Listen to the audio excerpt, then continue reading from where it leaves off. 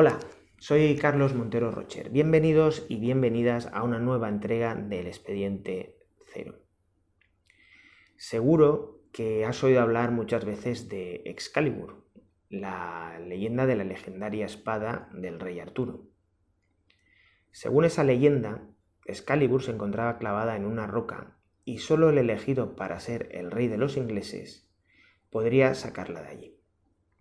Ese no fue otro que Arturo, y con su gesto, el de desclavar la espada de aquella roca, dio comienzo una de las leyendas más famosas de todos los tiempos, la del rey Arturo. La del rey Arturo y el reino de Camelot, los caballeros de la mesa redonda, Merlín y su magia, y por supuesto, de Excalibur. Pero, ¿sabías que en Italia existe otra Excalibur? Sí, como lo oyes. ¿Quieres conocerla? ¿Quieres conocer la historia de esta espada que también está clavada en una roca? Pues dentro intro y empezamos.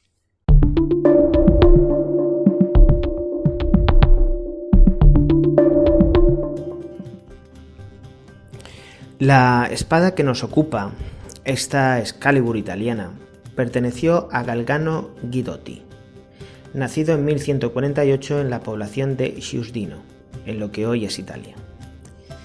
Hijo del conde de Giusdino, Galgano era un joven un tanto, podríamos decir, disperso, ya que llevaba una vida de despreocupado desorden, mientras se preparaba para iniciar el proceso formativo que habría de hacer de él un caballero. Pero al parecer, el año 1180, concretamente el día de Nochebuena, mientras Galgano viajaba hacia el castillo de Civiletlas, nuestro protagonista tuvo una visión en la que el arcángel San Miguel guiaba a este hasta el monte Siepi, situado en la provincia de Siena. Cuando nuestro protagonista se recuperó de la visión, comprobó alucinado cómo durante ese tiempo su propio caballo le había ido llevando hasta el punto exacto señalado por el arcángel. Es en ese punto cuando la historia de este joven da un giro de 180 grados. Y es que Galgano, convencido de que todo lo que le había pasado había sido una visión de su propio futuro, se bajó de su caballo y lo despidió para que regresase a su propio establo en Giusdino. Acto seguido transformó su manto en un hábito y a continuación hizo una cosa sorprendente.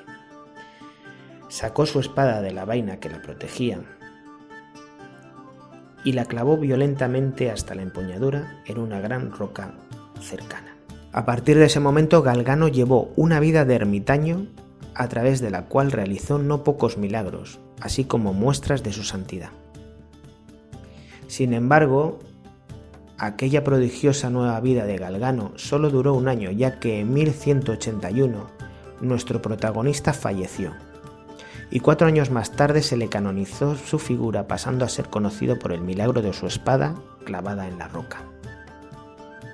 Durante siglos, Galgano estuvo vinculado tanto a la figura del arcángel San Miguel como a las órdenes de caballería.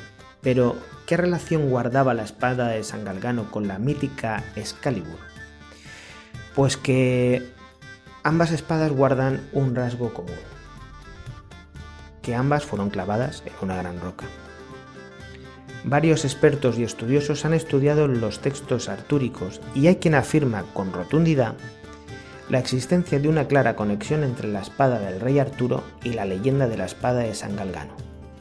Sin embargo, no queda claro cuál de las dos espadas influyó en la otra.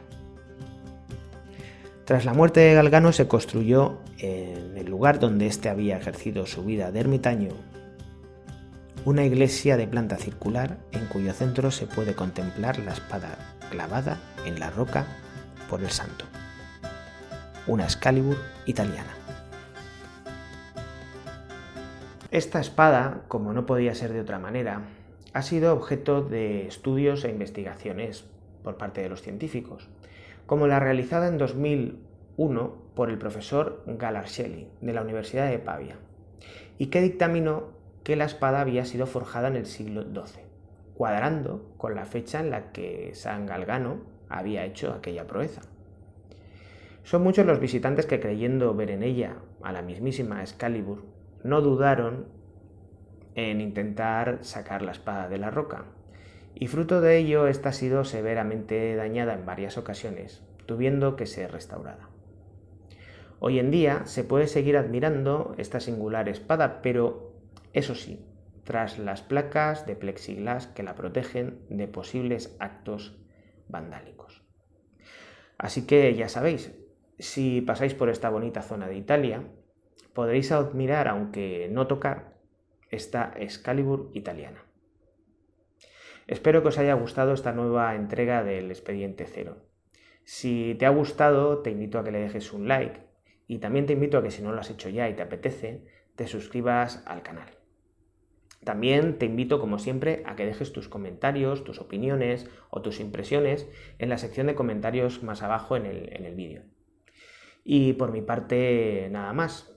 Agradecerte de nuevo tu compañía y te espero ver pronto para que reabramos juntos un nuevo Expediente Cero.